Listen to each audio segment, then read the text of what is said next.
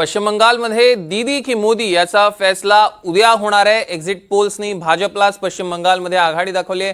त्यामुळे पश्चिम बंगालमध्ये उलटफेर होण्याचा दावा करण्यात येतोय आणि याच वेळी ममता बॅनर्जींनी आपल्या कार्यकर्त्यांना शेवटपर्यंत मतमोजणी केंद्र सोडू नका असे आदेश दिले आहेत। आपण 200 पेक्षा जास्त जागा जिंकून पुन्हा सत्तेत येत आहोत, आश्वस्त रहा असं ममता बॅनर्जी म्हणाले आहेत।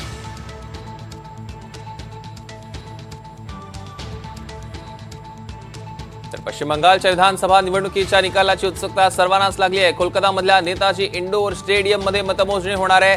गेल्या काही दिवसांपासून याच स्टेडियमच्या स्ट्रॉंग रूम बाहेर गोंधळ झाला, त्यामुळे मतमोजणीआधी इथे मोठा पोलीस बंदोबस्त तैनात करण्यात आलेला आहे।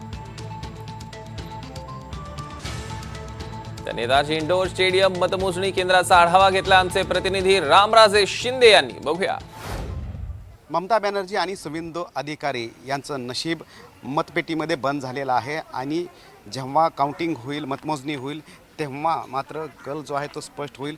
परंतु याच ठिकाणी हे काउंटिंग होणार आहे। काउंटिंग सेंटर हे आहे ममता बॅनर्जी यांचं भवानीपूर आणि सुवेंदू अधिकारी यांच्या संदर्भातचं हे संपूर्ण काउंटिंग सेंटर इथं आहे। आपण इथं पाहतोय की पोलीस बंदोबस्त किती मोठ्या प्रमाणावर आहे। इथे पॅरामिलिटरी फोर्सेस आहेत, त्याचबरोबर पश्चिम बंगाल पोलीस, कोलकाता पोलीस इथे आहे, महिला पोलीससुद्धा इथे आहेत।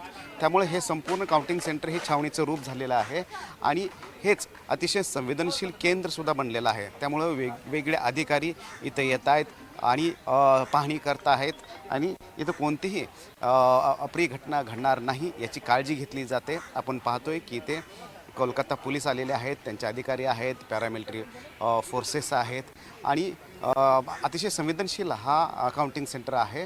ममता बॅनर्जी पण इथं या ठिकाणी येतील असं सांगितलं जातं आहे। सुवेंदू अधिकारी हे सुद्धा येतील असं सांगितलं जातं आहे। खरं तर ममता बॅनर्जी 2011ला सत्तेमध्ये आल्या आणि त्यानंतर मात्र पश्चिम बंगालमधून त्या कधीही सत्तेच्या बाहेर गेल्या नाहीत, नेहमी सत्तेमध्ये राहिलेल्या आहेत। त्यामुळे यावेळेस त्यांच्या अस्तित्वाची लढाई आहे। तर भाजपसुद्धा निकरायचे प्रयत्न करते। एकीकडे हिंदू मुस्लिम ध्रुवीकरण आहे, SIRचा मुद्दा आहे, दुसरीकडे ममता बॅनर्जी यांनी बांगला अस्मिताला फुंकर घातलेले आहे। ते कितपत यशस्वी होते हे सुद्धा पाहावं लागणार आहे।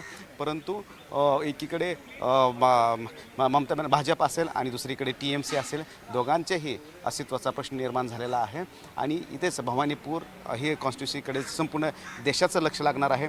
कारण विरोधी पक्षाच्या महत्त्वाच्या नेत्या म्हणून पाहिलं जातं ममता बॅनर्जी यांच्याकडे आणि त्यामुळे ममता बॅनर्जी नेमकं इथे विजय होतोय का पराभव होतोय याकडे लक्ष लागणारा असणार आहे। कारण ममता बॅनर्जी यांच्यावरच विरोधी पक्षांची मोठसुद्धा अवलंबून आहे।